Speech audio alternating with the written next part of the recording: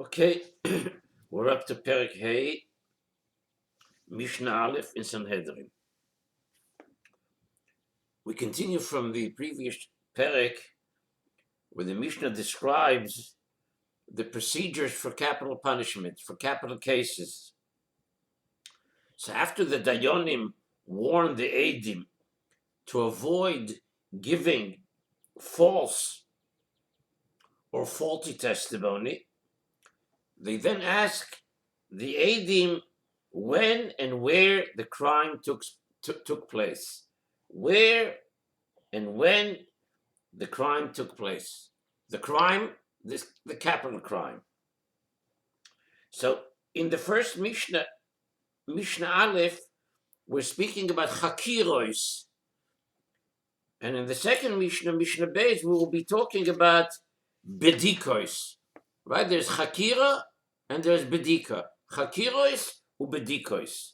Now we'll see what is the difference between the two, and which of these two categories of investigatory questions are the more critical and the most consequential in terms of the halacha. So the Mishnah says, the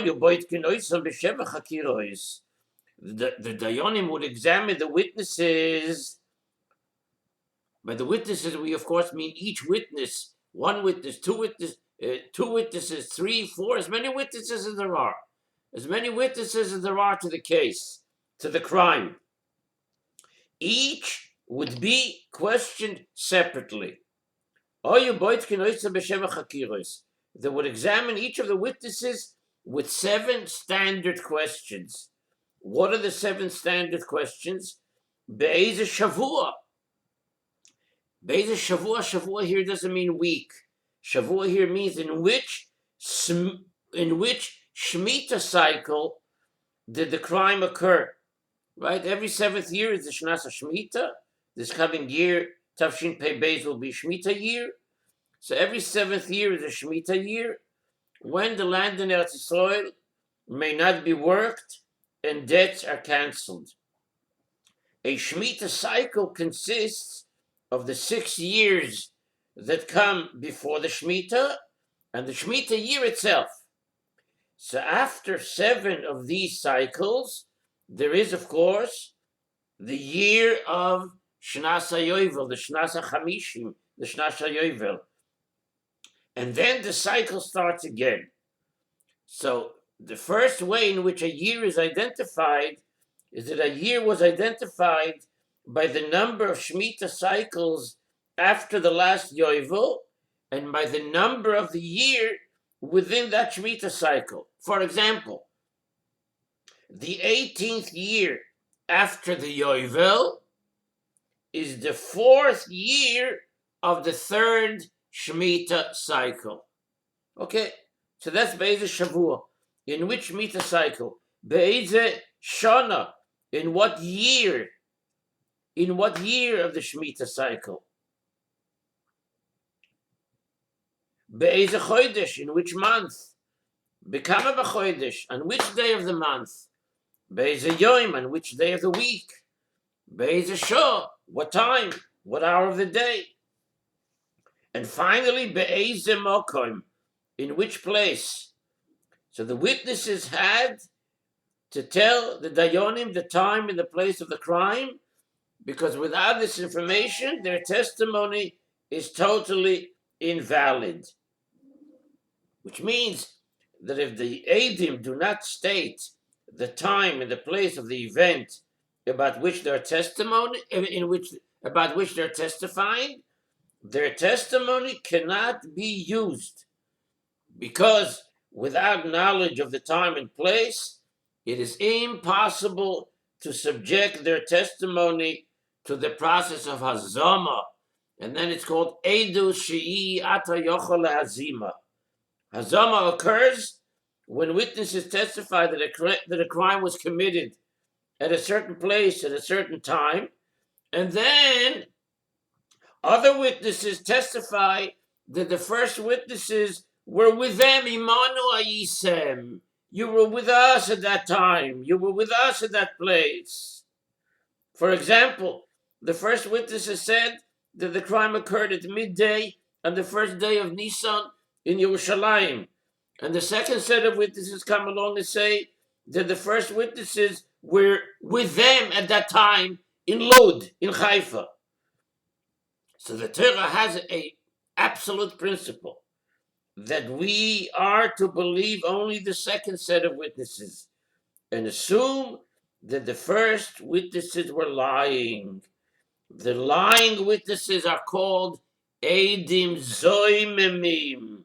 They were Zoimimim, they were plotting, they were plotters, because they plotted against the person whom they falsely accused. And so therefore, the time and the place are absolutes. Why are they absolutes? Because the Eidus has to be Eidus Shatayochol Azima. If it's Eidus She'einatayochol Azima, then it's worthless, it's meaningless. Comes along Rabbi Yossi and says, he agrees that the Eidim must say when and where the crime occurred, but he holds that fewer questions are asked for this purpose. Rabbi Yossi says that the Dayanim asked only 3 questions for the Chakiros. Be'ez Yoim, on which day of the week did the crime occur? Be'ez Shah, what hour? And Be'ez Mokom, in which place? The Rav says, Rabbi Yossi Omer, Ein Tzorich, you only need Ela Shlosha Chakiros. Be'ez Yoim, Ube'ez Shah, Ube'ez Mokom. The halacha is not like Rabbi Yossi. Ela, says the Rav, Ela afilu amu ha'edim esmar hagu, boitkin oisam sheva chakiros. You need to have all 7 in order to be able to ascertain absolutely that these are credible witnesses. So Rabbi Yossi Omer, Be'ez Yoim, Be'ez Shah, Be'ez Mokim. Now the Mishnah lists some additional questions that the Bezdin, that the Dayanim would ask in certain cases. Namely, Makirin Atemoisai. When someone is accused of murder, the Dayanim ask the witnesses, do you recognize the victim? That is, do you know whether or not he was an idolater? He was an Ovid Avodah Zarah? Israelim boy? Did you give him asor? Did you give him warning? Before the murderer committed his crime, did you inform him that his crime would be punishable by death? Right? Because ein oinshin ela im ken mazirin. You can't give somebody an oinish unless you give him azora. A person may not be punished with death unless someone had warned him beforehand, do not do this because the court will put you to death. And he replied, yes, I know, and I'm going to do it anyway. That's the second. That's the second that the Mishnah had. Israelim boy. And thirdly, when someone is accused of worshiping idols, when somebody is accused of being an Ovid Avodah Zarah, the Dayanim asked the witnesses, Esmi Avad, what did he worship? What idol did he worship? Ubameh Avad, and how did he worship? Why do they have to ask them that? Because since only certain types of idol worship carry the oinish of Misa, carry the death penalty, therefore the Dayanim must find out what exactly the Avodah Zarah was, what idol it was, and how he served it. Continues Mishnah Beis, after asking the questions listed in Mishnah Aleph, the Chakiros. So now, now the Dayanim ask him bedikois, test questions. These are questions about side details, not related directly to the Maaseh Avera, not related directly to the crime. For example, they ask him what color clothing the accused was wearing, whether the sky was cloudy or was it a clear day. The Dayanim ask these questions for the purpose of testing whether the witnesses are telling the truth. Additional questions to test the credibility Again, each witness is questioned separately, and if one gives a different answer than the other, their testimony is rejected. So comes along the Mishnah, says, Kol amar bebediko is harei ze mishubach. Any dayan who asks many test questions, any dayan that asks more and more bedikois is praiseworthy, harei ze mishubach, because the more he asks, the more likely he is to find contradictions between the two witnesses, or between more than two witnesses, which would then disqualify their testimony and spare the defendant from the death penalty. Remember, we're talking here about capital crime, and therefore we want to make sure, absolutely sure, without any ifs or buts, that this is the absolute truth. Now the Mishnah lists an extreme example, a very extreme example of such a bedika. Maise, it once happened that witnesses testified to a murder that took place near a fig tree. Ubodag ben Zakai beukse te'enim. Ubodag ben Zakai beukse te'enim. And Ben Zakai, who was Rabbi Yochanan ben Zakai, he's not yet listed here as Rabbi Yochanan ben Zakai because he was only a Talmud, and so he's called Ben Zakai. Yet, nevertheless, his approach, his opinion, his maaseh is quoted as something worthy of being quoted. Ubadak ben Zakai beukse te'enim. Ben Zakai tested these figs to ask whether the stems were thick or thin, which means it's a very, very zeitige, a very, very side detail, not relevant to the Ma'aseh Avera, but the crime took place next to a fig tree. So let's see, were you aware of your surroundings? Okay. Now the Mishnah continues and says, in the previous Mishnah we had 7 standard questions, the chakiros, which concern the time and the place of the crime, etc.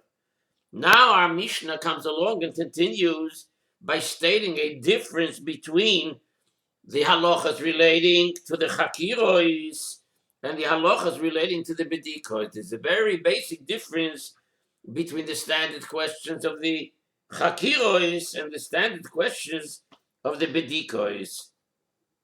Says the Mishnah, Uma ben chakiros lebedikos. What is the difference between the standard questions and the test questions? What is the difference between the chakiros and the bedikos? A very important difference. Chakiros echadem oimer eni yodeya. Regarding the standard questions, regarding the chakiros, if one of the witnesses responds by saying, I don't know, boom, edusam betela. The testimony, the edus is right away void, null and void, worthless. Because the testimony of this one witness is invalid, because it is not subject to hazama if he says, I don't know. And it's not subject to hazama. We said a minute ago, it must be edu shatayochol azima. So since when somebody says, I don't know, the testimony of this witness is invalid because it is not subject to hazama, the testimony of the entire group then is invalid, right?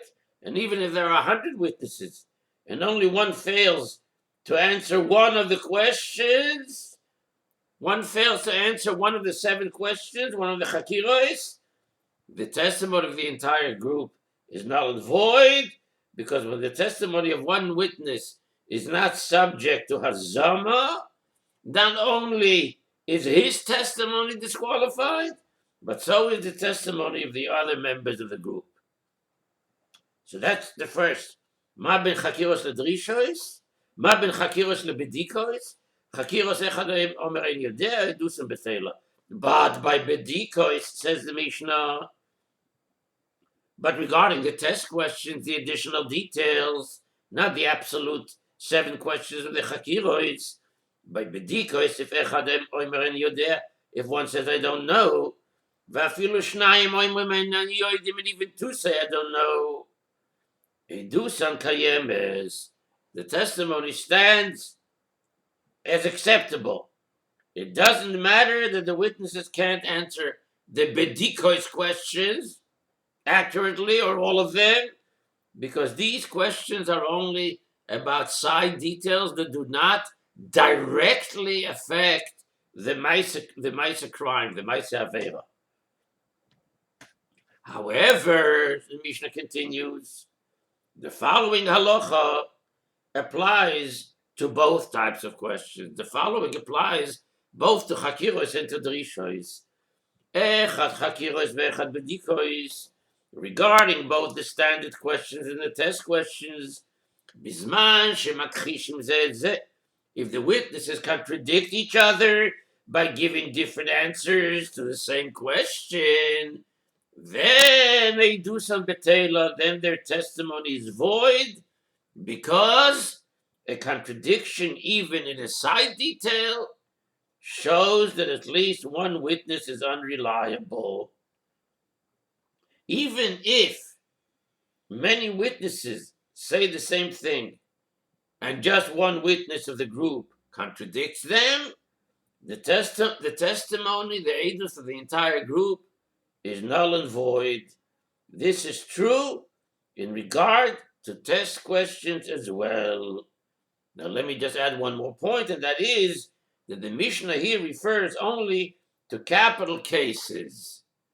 But in monetary cases, in Dinei Mamonos, a contradiction about a side detail does not make the testimony invalid. In Dinei Mamonos, if one of the witnesses or more answered one of the Bedika questions differently than the others, still acceptable by Dinei Mamonos. By Dinei Nefoshes in capital, one answered differently, the edus is batel.